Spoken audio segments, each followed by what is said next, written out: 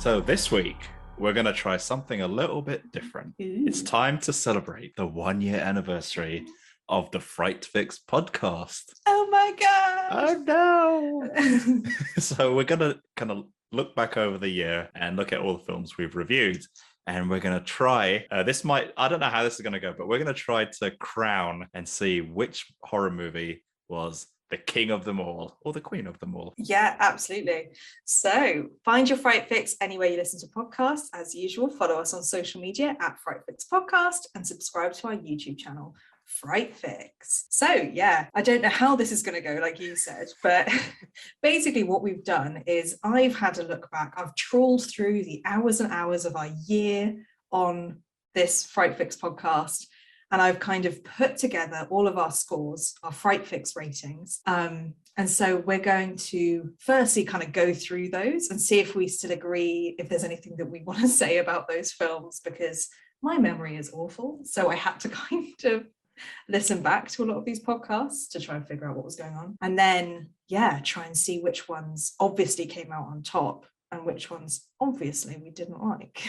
Oh, so it's I don't remember any of these scores. And I have a really bad habit of changing my mind about films like 2 or 3 times after I've watched them. But sometimes I'm like, that's the best movie ever. Oh, it's such a crap movie. Oh, actually, it's a good movie. So this is going to be weird. Yeah, I'm the same. And also time makes it better or worse, I feel like. Sometimes when I look back at a film, I like it way more in the kind of nostalgia of it. Whereas when I'm actually watching it, I'm like, this is awful. So it's kind of like letting meat marinate. Exactly. And if you let it marinate too long, it could go off. Exactly. And that's when you give it a dodgy score because you can't actually remember the film. So you're like, yeah, it's kind of okay. So, I mean, the first 3 episodes that we did, so the first episode we did, and we're recording it exactly on the year anniversary of the airing of that. I said that in such a bad way. But I got exactly what you know what I mean? Was The Woman in Black. So we didn't review that one. We didn't do Fright Fix ratings. We also didn't do it for Greta, which was the week after, and The Shining the week after that. So the first one that we actually reviewed, which wasn't a great one to start with, was I Am the Pretty Thing That Lives in This House. What a riveting film that was. I can't believe that was our 4th episode. It felt like that was like about 16 movies in or something. Yeah. I mean, we still kind of joke about that film, I feel like. It does come into some of the stuff that we say. Like if we're going to talk about a slow film, it's always like, remember I Am the Pretty Thing? It's kind of like that one. I'll tell you what though, so on the Fright Fix YouTube channel, we don't get very much traffic or comments on it. Like we get next to nothing going there. However, the video for that movie has 2 comments on it, and both of the comments are like, it's a good movie, you just didn't understand it, along those lines. So it's maybe we did just miss something. Maybe I'm sure we did. Need to reassess it. I think we did say that in the podcast as well. Like, I think with any of those films that we hated, we kind of did say, like, we're probably missing something. But I do think that as an audience, you can kind of choose. Like, even if you miss something that makes it good, you can still just not like the film. Yes, I agree. I think at face value, a film should be good or tolerable, just even at a surface level. Yeah. And then you can go deeper and beneath the surface and find the genius. Yeah. At a bare minimum, maybe. But it's got to be at a base level entertaining. Yes. And I think that was the issue with this film. It didn't have anything to grasp, to like hold on to. No. If you do miss the meaning. So the thing I remember explicitly about that movie was it got to a point where I played it on Netflix at double the speed, because you can choose X2 or 2X or whatever it was, and I found it boring. Like it was just still so slow that that's a bad marker. And actually you gave it your lowest score ever. Really? Yeah. What do you think it was? Surprised. 0. It was a 1. Okay. Which is I think, that's the only time you've ever given something a 1, and it was a very staunch one. And I gave it a 3, and I think I was being generous. That is a running theme. I'm quite generous in these podcasts. I mean, a lot of times, like I'll do my spiel before the rating, and you'll be like building up, and then I'll say something really high, and you're like, oh, I thought it was going to be way lower than that from everything you said. I could be like, this is an awful film. I hate everything about it. And for that reason, I'm giving 9 it out of 10. Yeah. And you were constantly surprised by what I said. It's how you build it up, and then I'm expecting one thing, and then playing with my emotions. I'm too nice. Maybe next year I just need to be a little bit stricter, but I feel like you're harsher than me in some of them. But yeah, so our average was 2 for that, which I'm still happy with. Are you? I will still stick with the 1. Yeah. Yeah. I was going to say 0, but it's not enough of a change to warrant the change. Yeah. I feel like 0 is like extreme. Maybe it's like it actually made you feel angry about something. I just felt like I wasted my time. Yeah. And I don't think that's strong enough to give something a 0 in my book. Fair play. So the next film was completely different, was Us.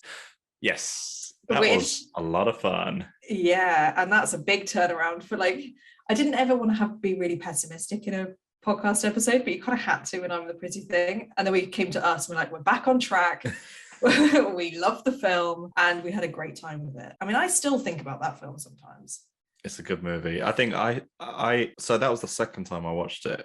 And the first time I watched it, I didn't like it so much. But the second time I watched it in preparation for this podcast, I thought it was magnificent. I thought it was a great movie. And after speaking to you about it, I just felt like you added so many more layers to it and just dug out the complexity in the movie. And I just felt like I just found a whole new appreciation for it. Oh, well, thank you very much. You're so kind. I mean, I do feel like I was very metaphorical in the beginning of Fright Fix. And then by the end, near the end of the year, I was like, I didn't really do that as much. I didn't get very deep with some of them. I was thinking about this the other day, actually. And yeah, because I think our initial kind of roles in the podcast where you would come out with the themes and and I was the kind of facts behind the production. But by the time we got to the end of the podcast, we'd done a total role reversal because you would come out with these facts and I'd be like, really? Really? And you'd come out with these amazing, theories and ideas behind them, and I'm like, I didn't even think of that. Entirely alcohol fueled. Yeah, it's the confidence that the alcohol gives you to just kind of just make these assumptions and then usually bang on. So you gave that a 9 and I gave it an 8, so average of 8.5. I don't know why I gave it an 8. What would you change it now, or would you adjust it? How are you feeling? I mean, I think I would, looking at some of the other films that I gave a 9, I do feel like that does deserve a 9. I just don't think I was practiced in the art of Fright Fix ratings at that point. So I think I would change that to a 9, actually. That's an average of 9. Just because I can see it, I can see the list of all of the, so I feel like that's good. Yeah, it's amazing how once you have the context of all the movies with all the scores. Yeah. Maybe we should do this every year, just reassess. Yeah. And God forbid we ever end the podcast, it would have to be what's crowned the ultimate horror film. Yeah, absolutely. That everybody will disagree with, but we like it.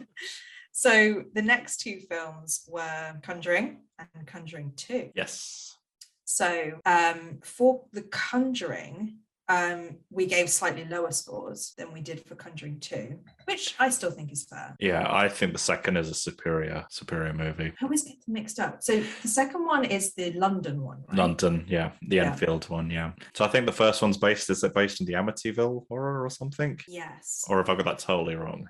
I think so. I mean, I have to be honest, any of the Conjuring, Insidious, I do get them quite mixed up unless I So the first Conjuring movie is that family with all the daughters that move into the house. And the hanging tree. Yes. Is that one? Yeah, that's the one, yeah. Yeah, I mean, it's good. It's really scary, but I think The Conjuring 2 that was way scarier. And it had more going on in terms of what's it called? Oh no, I'm getting mixed up with Insidious. This is really bad. That those 2 films, I can never. It's just because they've got similar actors in it. And it's the same style. It's the same crews and teams probably as well making them. But The Conjuring 2 is the one with the girls and the boy. It's the single mother living in the house in Enfield. Yeah. And it's yeah. Yeah. So we gave The Conjuring, you gave an 8 and I gave it a 7, which average of 7.5. And then we both gave The Conjuring 2 a 9. I would change my scores there. Yeah. I would. What did I give the first Conjuring? An 8? 8, yeah. I would give the first Conjuring a 7. Mm-hmm. And I would give Conjuring 2 an 8. I actually agree. I think I would do the same because I gave The Conjuring the first one a 7 and the second one a 9. Yeah. I think I would do the same, 7 and 8. Yeah. Just because when you see it in the context of the other films we've done, like I don't think I can justify giving The Conjuring a 9, The Conjuring 2 a 9. Yeah. I think maybe sometimes both of us have done this where we just get caught up in the excitement, and yeah, it's easily done. And we always say, like, what are we judging it on? If we were judging it on scares, like those are some of the scariest films. So, Conjuring 2 is very scary. So scary. But I think there was more nuance in our ratings as we went on. But I think we were just quite excited because all of the other ones that we'd done before that weren't like scary, scary horrors. You know, Woman in Black, Greta, I Am the Pretty Thing, and The Shining. You know, they're not like jump scary, and these were. No. So I think we were just quite excited about it. Yeah. But then the next one we did was Rosemary's Baby, which is very different. I, for the life of me, did not remember the score for this movie. So you gave it a 7, and I gave it an 8. And I would stick with that actually, because I really like this film. And I still like it, and I would still watch it again. So yeah, I'm going to stick. I think I might change my score to a 6 for Rosemary's Baby. Yeah. Simply because, I don't particularly find it scary. I mean, it's disturbing for sure, but I didn't find it scary. And I found the story quite predictable. And it's weird. You know how some movies just get this kind of status over time, they get this kind of cult status, and it's difficult to sometimes separate that from the actual movie. Like I found the same with The Shining, how The Shining has this big fan following, but I didn't think it was a great movie, and I kind of felt a little bit like that with Rosemary's Baby. Yeah, I suppose it's a detriment to these films as well, because if you're not part of that cult following, or you haven't watched this like 10 times and you love it, you'll go into it expecting it to be perfect, and you know, that normally doesn't happen. I do find that with older films. Like if I didn't grow up with the film, then when I watch it when I'm older, I'm like, oh, this isn't very good. Yeah. And people who grew up with it, it's like, I can't believe you didn't think it was good. It's like, yeah, but I don't have that nostalgia to it. Yeah, it's like Psycho as well, like how that has this legacy. Yeah. Whereas when I watched it, I was kind of like, oh, okay. I've never seen it actually. Maybe we should do it. Next season. You're not really selling it to me. It's a terrible movie. We should definitely review it. No, it's not a terrible movie. It's actually a very good movie. Yeah, but it's the same kind of thing. Okay, well, 6, I'm going to keep an 8 because I do actually really like it. And maybe it is that I am part of that group of people who have this weird following to it. But yeah, I like it. Also happens to be our most watched YouTube video on the Fright Fix channel, Rosemary's Baby. Yeah. Is that the most No. Let me see if I can find it. No, I just, like, in general, is that the most popular film we've reviewed? I mean, it's hard to tell, isn't it? Like what counts? I thought so. No, because we've done things like Halloween. And funnily enough, I Am the Pretty Thing That Lives in the House is our second most popular video. I feel like that's algorithm. Like we rode a wave by accident, and that's why that did so well. Must have been, yeah. Because literally with our views, it's like 282. Yeah, that's definitely an algorithm thing. Okay, so the next film, which I actually forgot about, and I'm glad I remembered because it was such a good film, was The Visit. Oh yeah, I really like that movie. Yeah. That's the one with the 2 children who visit their grandparents who end up being not their grandparents. And it was like insane. The film was just absolutely insane. So this is it is your highest score that you only give 3 times. You gave it a 10. Oh, I was just going to say, whatever score I gave it, change it to a 10. Nice. And actually, so I gave it a 9. But I think I would change that to a 10 because like thinking about that film again, I would watch it now. Like I think it was so good, and I've never seen anything like that before. No. So yeah, I think that was a really, really good film. Yeah, that was like M. Night Shyamalan's kind of return to form film, because he made a few duds between The Sixth Sense and that. And so I think that was his kind of low budget return to his roots. Yeah, and he redeemed himself. Absolutely. And it wasn't even just like a basic horror movie either. Like it was really scary, but it also had nuance to it and depth. And the twist was great, obviously, with an M. Night film. But yeah, I think we both pretty much agreed on that film. We haven't had one yet that we haven't agreed on, but we do later on, so don't you worry. In fact, the next one was The Descent, and we disagreed slightly on this one. And I think it's the same thing as Rosemary's Baby in this sense, because The Descent was one of the first horror films I ever saw. and it kind of got me into horror films. And I've always really liked it. Yeah. So I gave this a 7 because it doesn't have any depth or anything to it. It's just a scary film. I think I couldn't give it any higher than that, and I still stick by that. Yeah. And you gave it a 5. Would I change my mind? I would give it I'd stick with a 5 because it's not dreadful, but I don't think it was a bad movie. I just thought it was a movie. Yeah, a 5 is like bang in the middle, isn't it? Like, yeah. You're not massively opposed to it, but you're not like, this was a great film. No. The next one is the one that we disagreed on the most. Let me guess. Give me the first letter of the movie. D. No idea. What was? Drag Me to Hell. Yeah. Oh. So I just did not understand this film, and I still no. After you explaining it, I do understand it way more. The fact that it's supposed to all be like ironic and it's cringy for the sake of being cringy. Yeah. But when I was watching it, I was feeling all the emotions that were supposed to be ironic. Yeah. Like it's stupid, it's cringy, it's a mockery of everything that's horror. So I came in all guns blazing, and you definitely. I mean, you didn't change my mind because I didn't change my score, but looking back, like I know what the point was because of what you'd said. What scores did we give it? So you gave it an 8, which I do think is too high. I do think 8 is too high for that. You know what we got to do for the rest of this episode is I think I should just give my new score before you tell me what I scored it before. Okay. I don't want to be influenced, yeah. Because I was going to say I would probably change it to like a 7. Yeah, I feel like 8 is very high because you gave The Conjuring an 8. You gave Halloween 28. Oh, I just did a spoiler. So yeah, you gave it an 8 and I gave it a 3. Yeah. So that's our biggest disparity so far. I'm sticking with the 3. Only because I am judging it on whether I enjoyed the film at the time. I did enjoy the film at the time. I kind of understand it, but me understanding it doesn't make me like it. No, that's fair. You have to stick by your principles, and you clearly have. The next one was very different. Apostle, remember that one? Yes, that was the one where this guy infiltrates the island. Yeah. Yes, I barely remember the story actually. Is he there to save his wife or daughter or something? Or he's there to save someone, but I can't remember who it was. This is where my memory fails me. It was his sister. I think it was his sister. But and at the end, like die anyway or something? I think so. What does he? There's like a fire. He dies at the end, and then he like gets consumed by the ground because it's like Mother Earth or something. Oh, he becomes the new one. Yeah. Yeah, I don't remember this movie. The details of it. Neither do I. But I do not remember it being scary. No, but I did enjoy the movie. Like generally, I thought it was quite graphic in its violence. But I would now give it a 6. What did I give it before?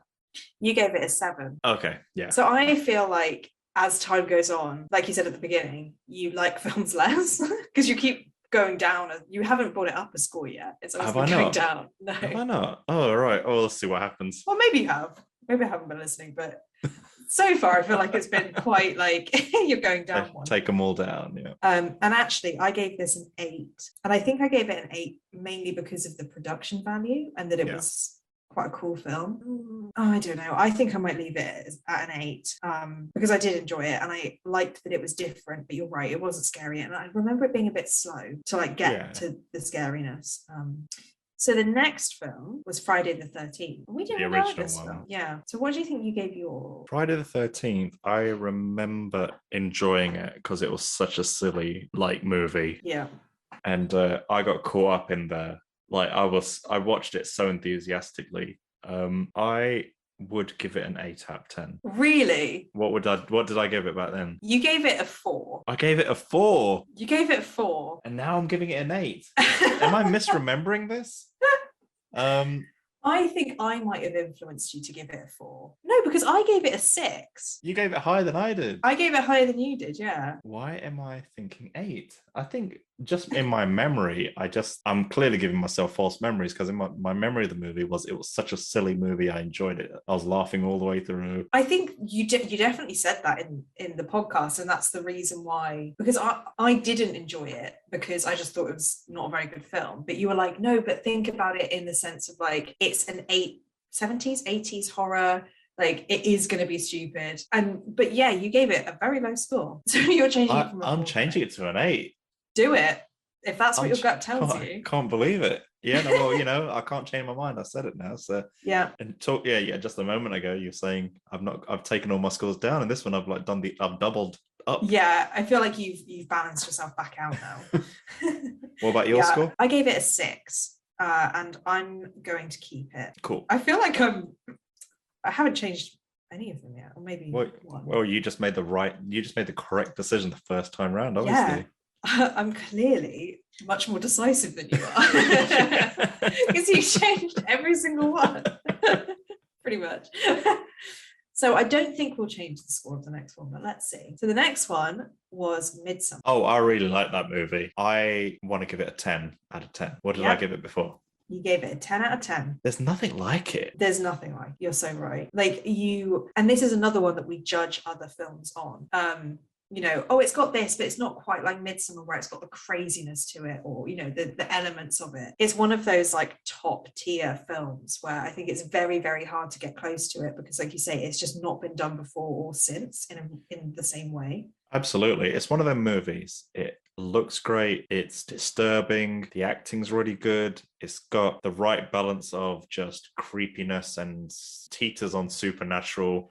Yeah. And it's just still all in the realm of believability. Yeah. And it transports you to this fantasy world in a weird kind of way. Yeah. Oh, 100%. It's just ticks all the boxes, man. That was the perfect description. I can't even add anything to that. That's exactly what it is.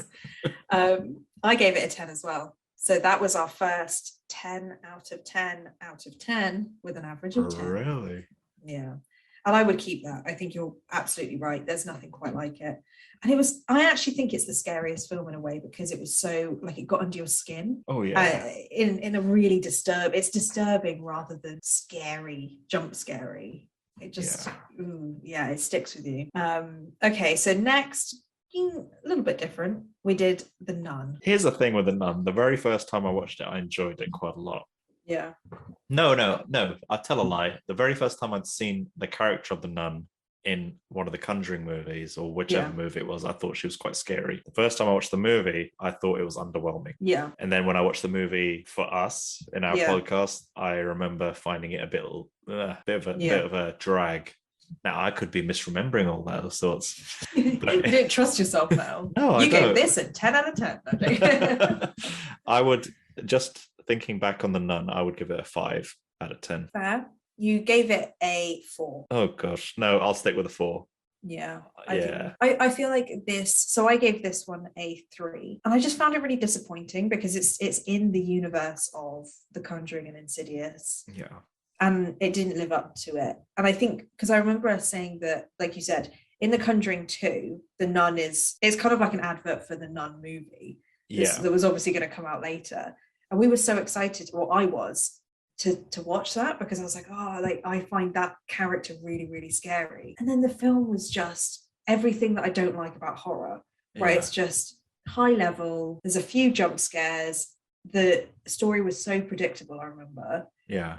It was a bit cliche, and then it was done. And it was like, oh, come on. It was just really disappointing. Yeah, I remember the missed opportunity of that movie being, because Taissa Farmiga is Vera Farmiga's sister in real life. And I thought maybe she would play a younger version of Lorraine Warren's character, maybe.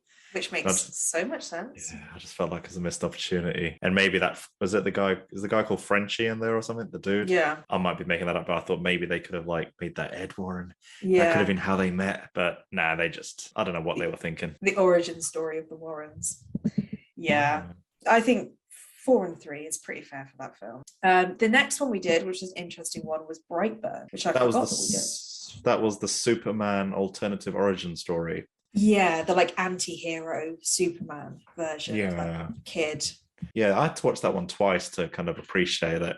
I would give that 7 out of 10. Fair. You gave it a 6? Yeah, up it 7. 7.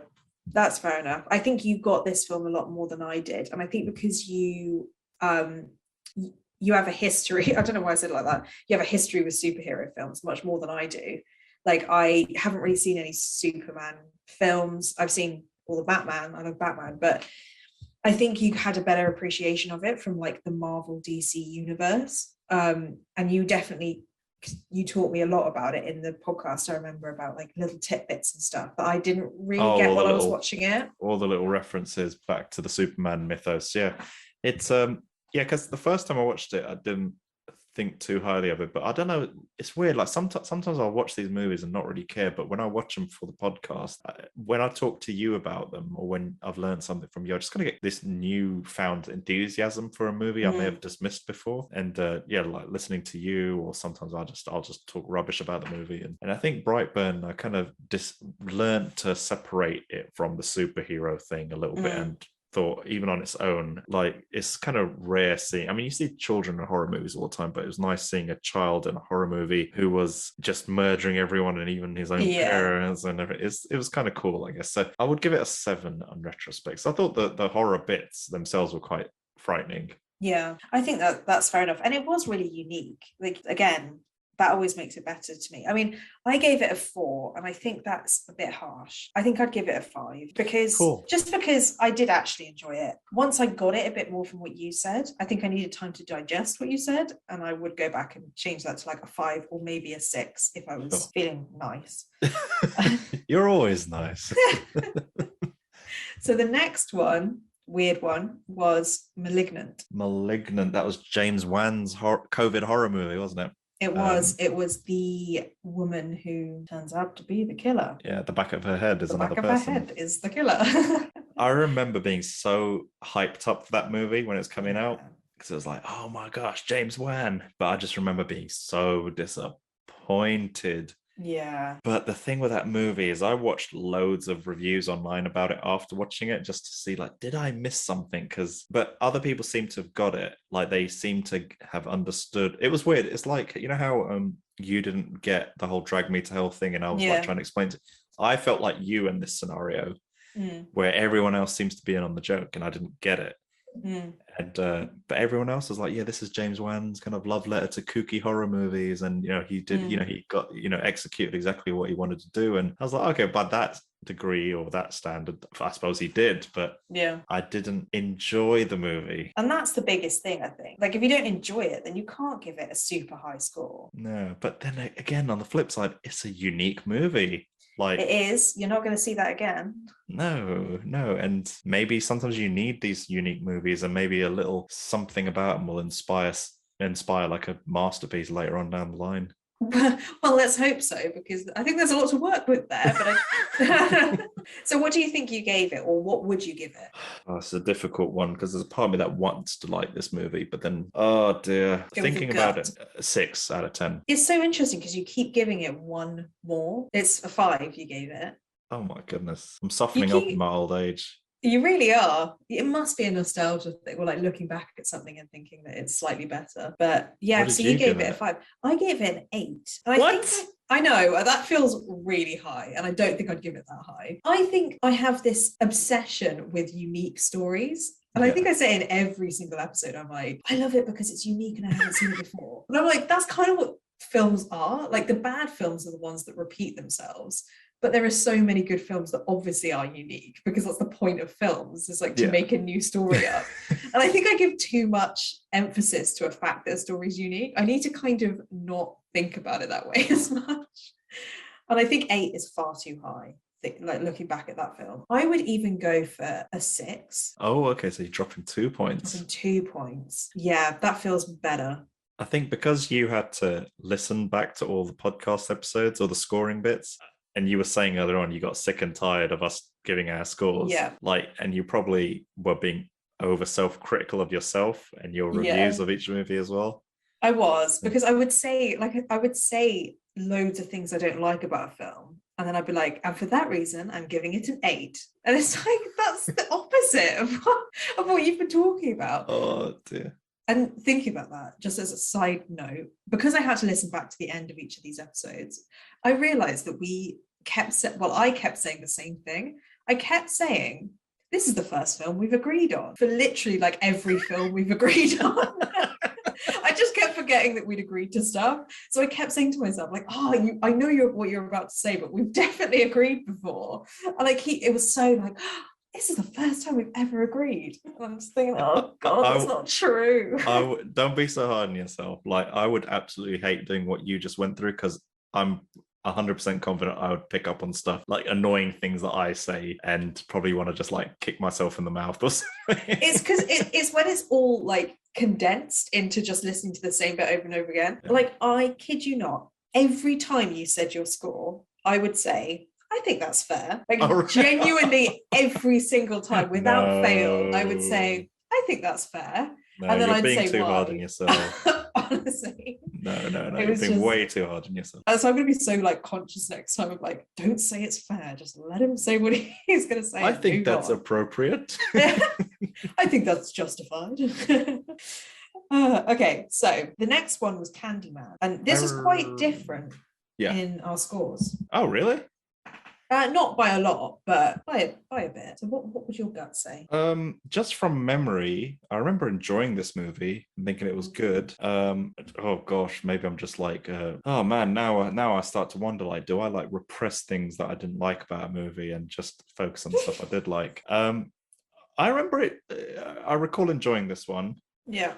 and I will give it a 8 out of 10. You're doing it again. What did I give it? A 7? Yeah. I think Oh my every time you think of something, it's always going to be the one before. Yeah, It's you gave it a nostalgia. 7, which I think is quite harsh, personally. You but gave it I gave it a 10. I know. And I still stand by that because I loved everything about it. And I'm going to stick to that. So 7 and 10. I wonder why I docked it 3 points. I don't even remember. I got to listen back to that episode. Yeah, I don't know. I think sometimes it's quite interesting doing the podcast because you just realize that every single person has a different view when they go into it. And it's like life, like not to get too philosophical about it, but everybody sees life differently. And the way that you react to things, the way that you see things is so different. And I think that's just what happens over and over again with these films. Sometimes we really agree and sometimes we just see the me. What's your Fright Fix score for life? 10 out of 10, baby. I'm happy, I'm healthy. But she feels like 2. Could be better. Yeah, so the next one was Insidious. That was the one with... The other That's the one with the the Ghostbusters, right? That lady Yeah. and the 2 Ghostbuster friends. Yeah, Ghostbusters, they go into that, I can't remember what it's called, the other world, the shadow, Oh, The- yeah. whatever it's called. It's that one. I am giving that one a 7 out of 10. Yeah, you gave it a 7 then, you're giving it a 7 now. Oh. And I gave it a 7 then, and I'm giving it a 7 now. Yeah, I think it was just one of those. For me, I remember it being scary, but I was judging it against The Conjuring 2, I think, because it's in the same universe. And so I couldn't justify giving it any higher than a 7 because The Conjuring 2 was way, way better than that. Yeah, I think that's probably why I gave it that score. Yeah, those Insidious movies are like, it's really good I do advise anyone watching them to watch all 4 of them, like back to back if possible. Or is it 3 of them? I can't remember. But because they all do kind of like connect with each other. Yeah, It's they like, do. Yeah. Ah, So next one was Sinister. I remember that one being really scary. It's where he finds that box of old tapes and it's Ethan that Hawke. Yeah. Ethan Hawke, yeah. Yeah, that one was scary. This one was scary, actually. Oh gosh, it freaks me out just thinking about it. That's what I like. It your spine kind of tingles a little bit thinking about some of those scenes and like the idea of that. I think the demon in that is really, really scary. Yeah, he's the one who he's like a little Pied Piper type character, takes Yeah. the kids away. Yeah, He's 'cause- kind of like Slender Man with hair. Yeah. And this movie and Conjuring 1 were the 2 movies that kind of broke my horror virginity in one night. Yeah. Like, Oh yeah. So they're always going to have a special place in your heart. Yeah. This I'm going to give it an 8 out of 10. So you gave it a 9. Oh dear. No, I'm keeping the 9. I'm keeping Yeah? the 9. Yeah, definitely. What am I thinking? 8 out of 10. What about Okay, you? well, I think that's fair. I gave it an 8. And I think I'd stick with the 8 again. And also because Midsummer was like a 10 out of 10, I always felt like if I'm giving something a really high score, it has to be kind of close to Midsummer, and none of them really were. So it's like Yeah. I can't justify unless I loved it to give it a higher score. So yeah, 9 and 8 for that one. Yeah, The because this next- one was like a found footagey type It low was. budget horror, and it just had that kind of dirty horror feel about it, grungy dirtiness. And I feel like it really surprised me at how scary it was. I did not think it was going to be as scary as it was. And it blew my socks off. The next one was really surprising for me. It was The Purge. That was the first time I'd seen that. That was another Ethan Hawke movie, wasn't it? Yeah, and that was the first time I'd seen it as well. And I was so surprised at how good it was. Why did we not watch the rest of the Purge movies? I have no idea. I think before that we hadn't done, because we did Halloween, the 3 Halloween films, but before that we didn't do like many series. We only did The Conjuring and The Conjuring 2. So maybe we thought, oh, we could only do one of them. Oh, okay. I see. But I would definitely watch the other ones, because I remember thinking, going into this film, thinking it was just like a teenage horror, like didn't have much to it, but it really wasn't that at all. Like I remember it being so good. Yeah, it was totally not what I expected. Man, just going through this episode, there's so many movies we need to watch. Like, there's so many more. Well, we got to get on the rest of the Purge movies. I give Purge a 7 out of 10. Okay, well, you gave it a 9. Oh my goodness, I don't remember the story enough. Yeah, that's fair enough. Just by sorry. The reason, so I gave it a 9 as well, and I think we played off each other in this. You know, when both people agree and you kind of like build it up, and like, oh, and this thing and this thing and this thing. And I think we like built it up.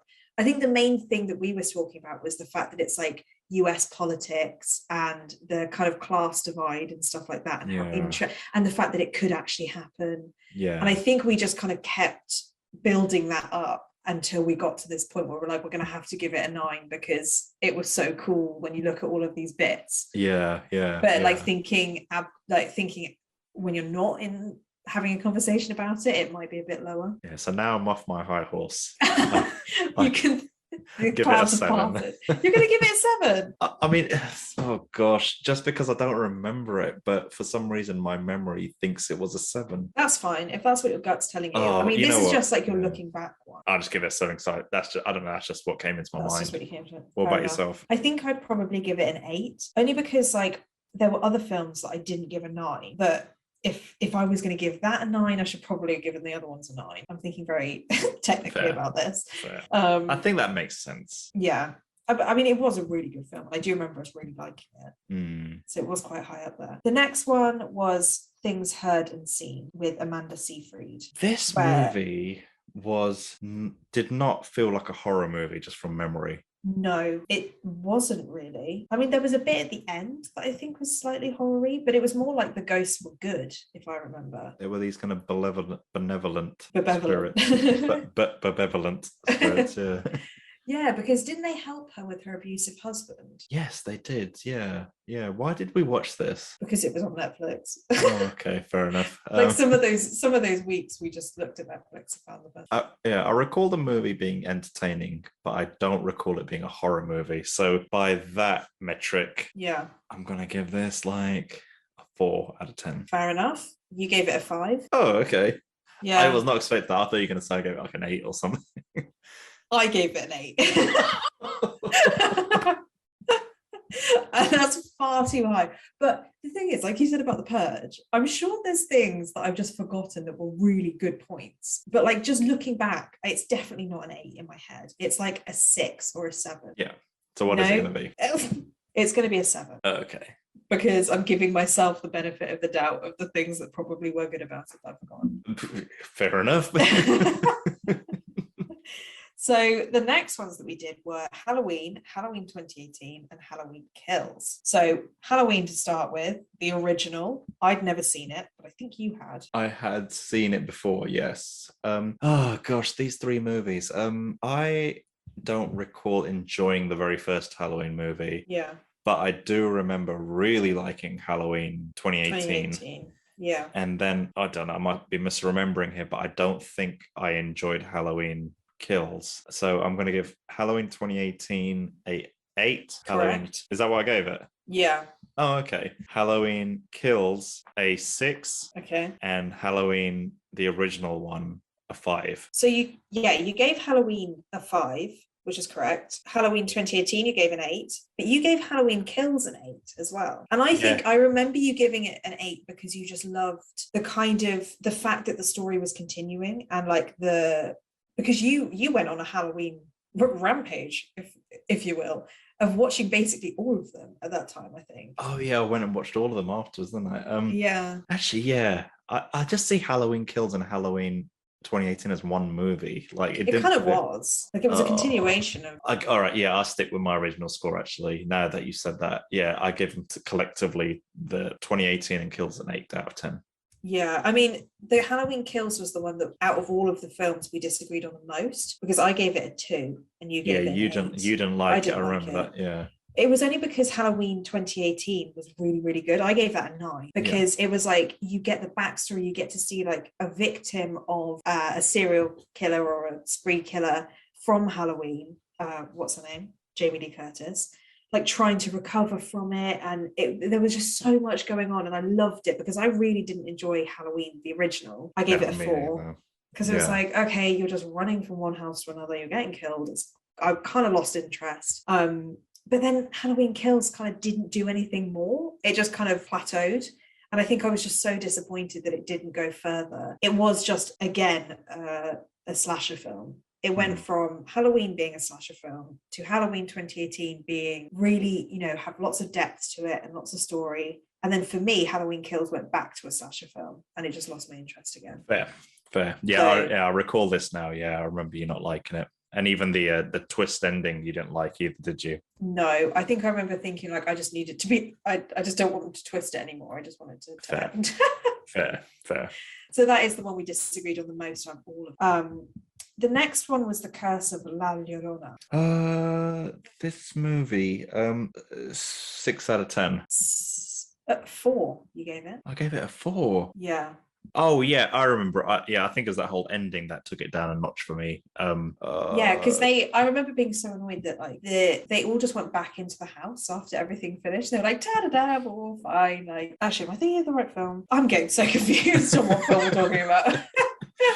No, I remember being really annoyed at the like whole exorcism scene in this. Yes. And everything was just built up, and then yeah. Yeah, I recall that exorcist dude. He was like this kind of macho exorcist ex-priest guy, and I remember him being really boring and just not very watchable and not a very good actor. Yeah. In this particular movie, and I thought Linda Cardinelli kind of carried the movie. Yeah, I remember we did say that. It was like without her. I mean, I feel like this is another one of those horror films where people who say they hate horror are thinking of these kind of films. These movies, yeah. There was no. It's one of those movies where there's no meat there. There's no depth. There's no. Yeah. It's just very surface level, very superficial.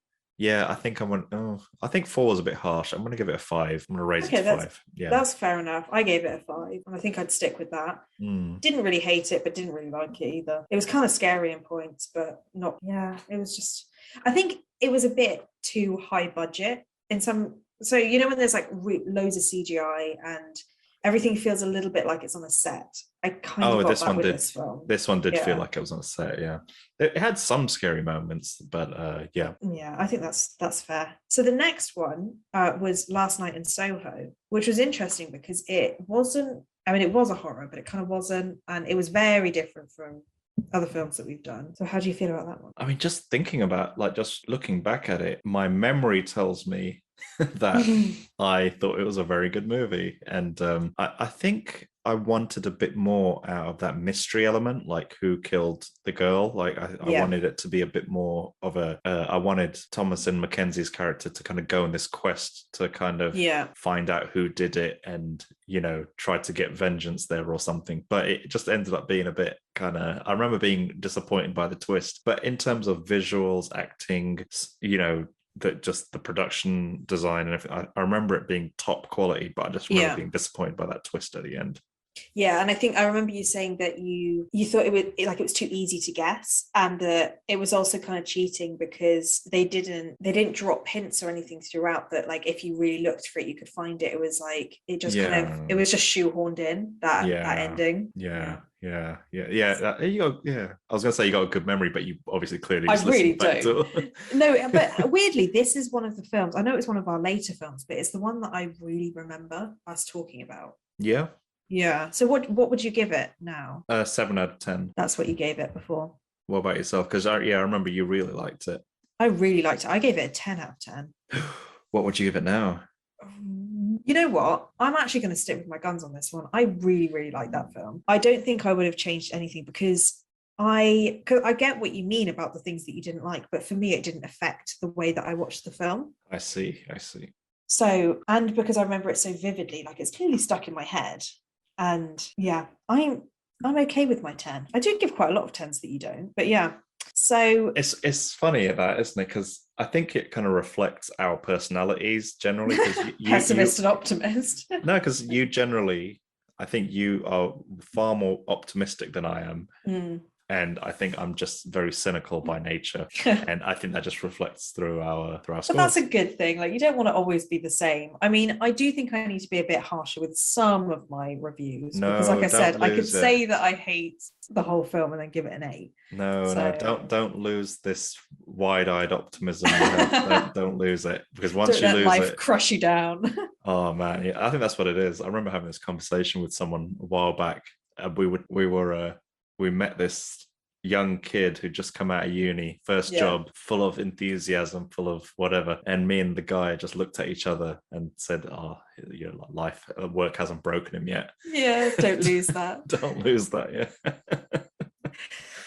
Well, I promise, maybe like you'll see over the time of the podcast, so just get more and more pessimistic and you just watch the reviews go down and down and down. No. The day that happens, the moment you start giving miserable scores like mine, is the moment we stop doing this podcast.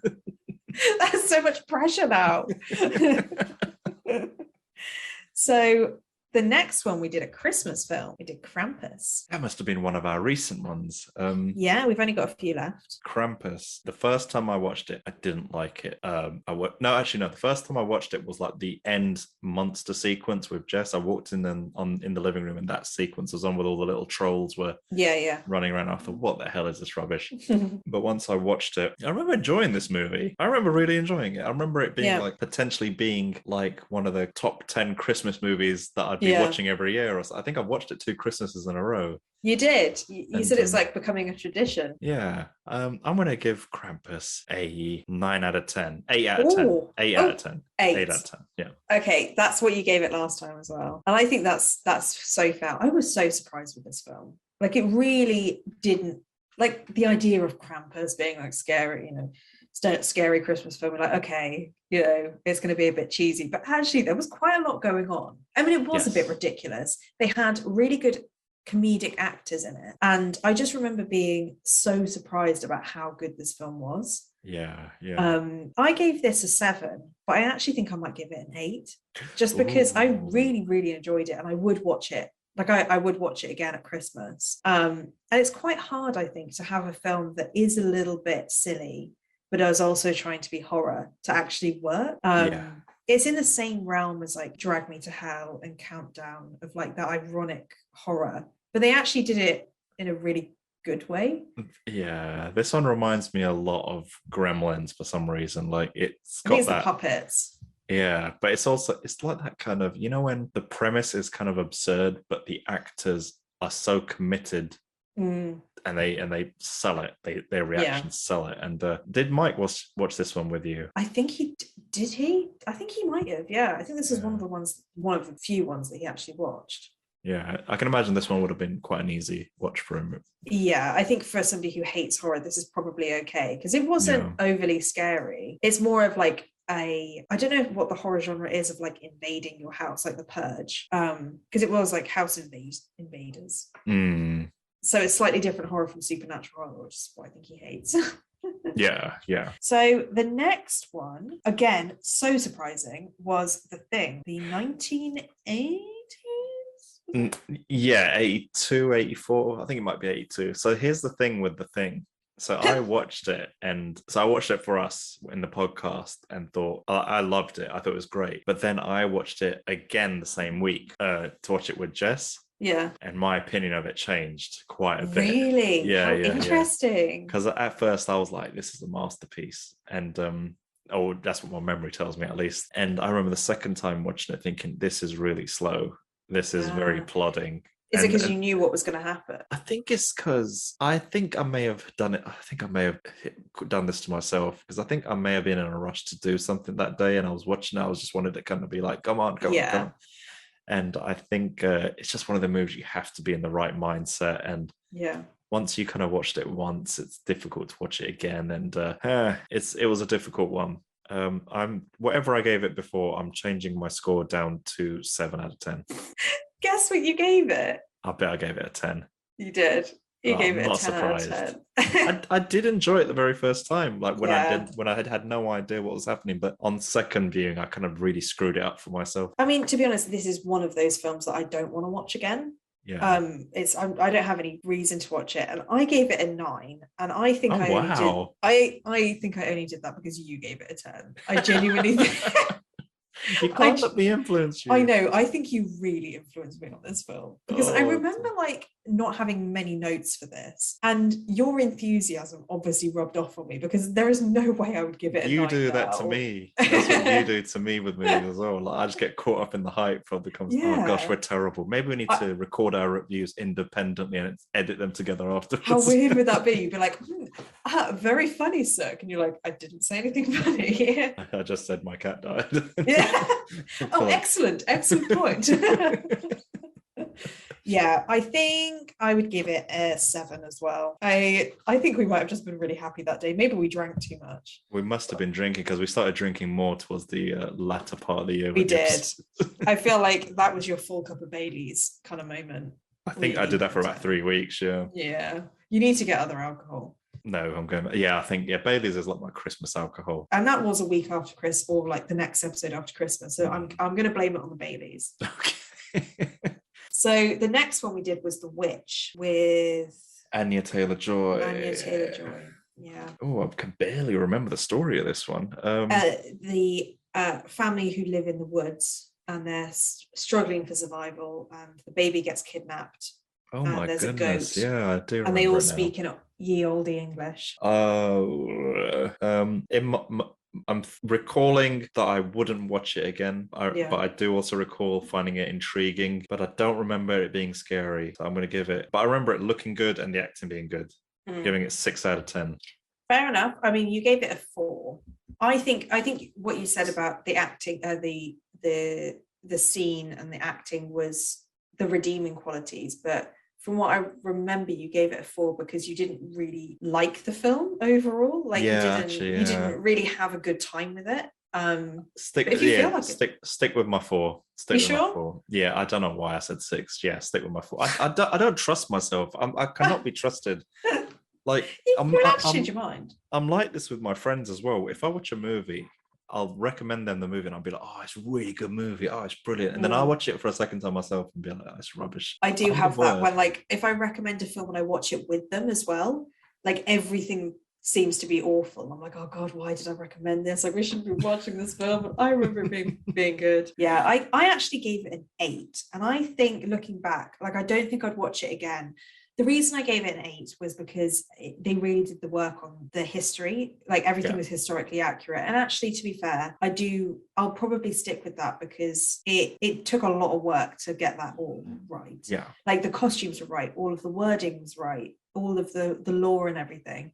And I think that's quite an impressive feat for like a film to do. So I think that's why I gave it an 8. Yeah, because you're into that whole witch trials type era of movie and story and whatnot. And I recognize the effort that went into it, and I think that's fair enough. It's a different way of kind of judging them, I suppose. Like, it wasn't scary, but still liked it. Sounds fair. I mean, the last 3 are kind of ones we've just done, so if you change our minds, we haven't had much time to think about it. So we had The Night House. Oh goodness, what was that about?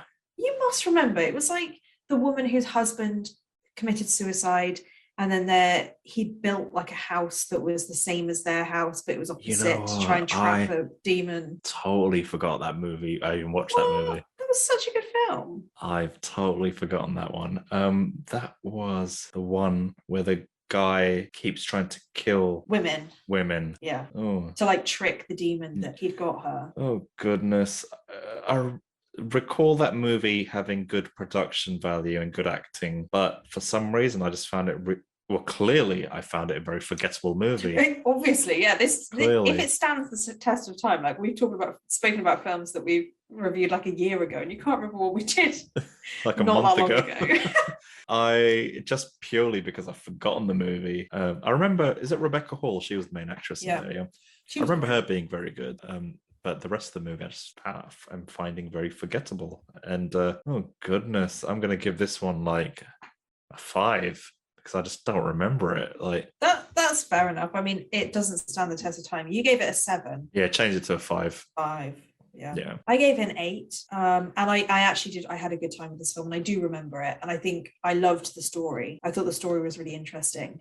Was it really unique? I didn't want to say it. I tried not to say it, but clearly all of these scores are coming from because it's unique. So you know what? It was unique, and I liked it. No. I think it's that word is entirely warranted for this one.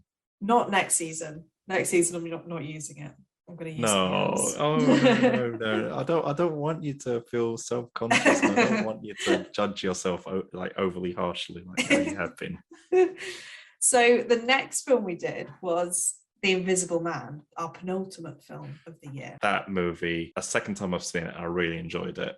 I like it. I like that movie a lot. I'm going to give it a 9 out of 10. Yep, you stuck to your guns. You gave it a 9 then, and you'll give it a 9. Yeah. Now, that's not a forgettable movie. That's a quality movie.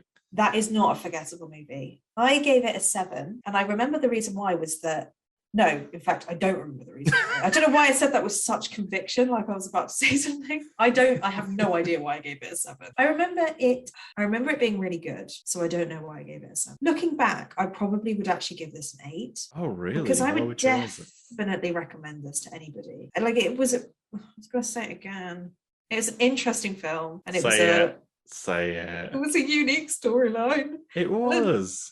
I think there were a few bits that yes, I remember why. I didn't like the fact that they brought the brother into it, and then he became the Invisible Man, and she shot him, and then it was like, oh, it's the brother. Like I didn't care about that story at all. I wanted it just to be him. Yeah. And like there were bits about it where I was like, oh, I wouldn't have done that myself in the story, and it was quite glaring to me, and I think that's why I pushed it down. But actually looking back, yeah, I think 8's more. Yeah, it had scary scenes. It did. The acting was great. It had science fiction elements. The suit was really cool. Yeah, they clearly threw a bit of money at this movie as well. I thought it was really good. I watched that second time and enjoyed it just as much as the first time. Yeah, that's fair. So our last one, what was our last We did film? Another one after this? Yeah, what was it? What was the last movie we did? I mentioned it earlier. Oh no, what's the first letter? C. No, I don't remember. Tick tock, tick tock. That's a clue. No, I don't remember. Countdown. We watched a movie called Countdown. Do you not remember? No, what was it about? You did. We did a whole podcast episode on this.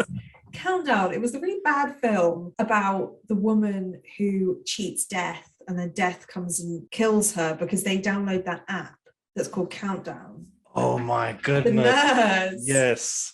Yes, the Final Destination copy, the awful version of Final Destination, or The Ring, or whatever. So the moment they download the app, it tells them when they're going to die, and if they cheat death, they get killed. I can't believe I've forgotten this. You forgot it. That gem of a film. Oh my goodness! I mean, I have to give it like a 0 because you didn't even remember we did it. I think I just remember it being one of them kind of cheesy, made-for-TV tween horror type things. That's exactly what it was. I mean, it wasn't dreadful. It wasn't even bad. It was actually entertaining. I mean, I remember sitting through all of it. I think I watched it with Jess. And I gotta give this one. The thing is, I was mildly entertained. That's the thing. I'll give this one a 6 out of 10. You're being generous. You gave it a 4. I gave it a 4. Oh my god, make that a 5 then. Okay, 5. Yeah. So I'm definitely indecisive when it comes out of the two of us. I think it is. Yeah. I mean, I gave it a 2, and I'm sticking with that. I didn't like it. The reason I didn't like it was because it was just a really poor knockoff of Final Destination. And I'm going to say it wasn't unique because of that. And that's why it got so low, because it was not a unique film. Yeah. Wow. I really didn't like it. Yeah, ended on a whimper, didn't it? It really did. And I feel like people might have thought, oh, they just hated the film so much that they never came back. No. What about the 3 movies that we'd never scored, or the 4 movies we never scored? So we had The Woman in Black. Yeah, our 7 out of 10. 8. I like that one. Yeah, because you really enjoyed that one, didn't you? Yeah, because it's one of those films that I watched when I was younger. Yeah. Yeah. I think so. The other one was Greta, and I remember not getting it until you kind of explained it. The thing with Greta was I found that very entertaining, but the thing is, it wasn't a horror movie; it was a thriller. Yeah. So by that, I'm gonna have to give it like a 6 out of 10. Yeah, I'd say 6 as well. I think 6 is fair. Oh, I just did it. I said it's fair. Yeah, it is though. It is fair. It is fair. I'm with you. And then The Shining, which is quite a hard one, I think, because like you said, like the idea of the film is a lot better than the actual film in some senses. Definitely. That's one I feel like I just need to watch the book, read the book. I just need to get the book, hold it in front of my face, and just watch it. Just watch the words go by. Watch the cover, and that's it. Yeah, I'm giving The Shining a 6 out of 10. I feel like it hurts my soul to give it a low score, but like I'm gonna give it a 7 just to be safe. I feel like 7's my safe number. I didn't hate it. There are elements of it that are really cool, but it was very long, and some of the scenes dragged. And yeah, I think it could have been done in like half an hour less. Yeah. I think that's absurd again. I'm not going to say it. So that was it. I'm just going to carry on like I didn't. I would say that's fair. Okay, so drum roll, please. So our scores haven't actually changed that much. Yours have gone up and down 1 or 2 in some cases. But the 3 worst films that we've reviewed are, in 3rd place is The Nun. Oh, okay. In 2nd place it's Countdown. Oh, and in okay. 1st place, so the worst film, is I Am the Pretty Thing That Lives in This House. Wow. I kind of almost think Countdown is actually the better movie out of those 3. So it would go Countdown, Nun, Pretty Thing. Wow. I don't know if I'd even put Countdown in that list. I feel bad for Countdown. Yeah, but well, okay, fine. I mean, La Llorona was also no. Don't change it for me. It has to be what our joint scores are. That's how it is. I think because I'm going on averages as well. No, absolutely. That's the best way. Yeah. We have. Like one of us would have dragged one of those down. Like I gave Countdown a 2. You gave Pretty Thing a 1. Like it did pull it down. Yeah. No. Yeah. That's the fairest way to do it. We average them out, and that's just the roll of the dice. It is the roll of dice. That's the way the podcast game works. So our top 3, and these have changed. So before, the 3rd place would have been The Thing. So that now goes way down because we changed those. So in 3rd place, it was The Conjuring 2 and The Purge, because we gave those. Yeah, they tied as 3rd place if you take away The Thing. The 2nd place was The Visit. Good. And I think that's fair. And first place. First? I have no idea. Candyman. No. No. What? I was there. Come on. What's the one that we both gave 10 out of 10? Oh, Midsommar. Yeah, obviously. Midsommar wins. Yeah, that we gave that 10 across the board. That's the only film that we both gave 10. Yeah, I think that's fair for me. I think Midsommar was the best film that we've seen. And I do think that I Am the Pretty Thing is the worst film we've seen. Wow. So that's year 1 done. That's year 1 done. I mean, yeah, Midsommar's the one that we agreed on very easily. We disagreed the most on Halloween Kills because you gave it an 8 and I gave it a 2 to begin with. Yeah. But yeah, so that's kind of our year in review. Midsommar wins. And I mean, it's not that exciting because we definitely knew that was the case. Like, after all that, the one that we probably could have guessed at the beginning is the one that it was. But, you know, I think that's just the way it works. And we're just going to have to carry on next year and see what we come out with and have a fight to the death each year of the best films per year until we have the ultimate film. We hope you enjoyed this week's Fright Fix. Join us next week as we explore a new horror film. If you have any suggestions of movies you want us to cover, contact us on Instagram or Twitter, or you can email us at podcast@frightfix.com. See you next time.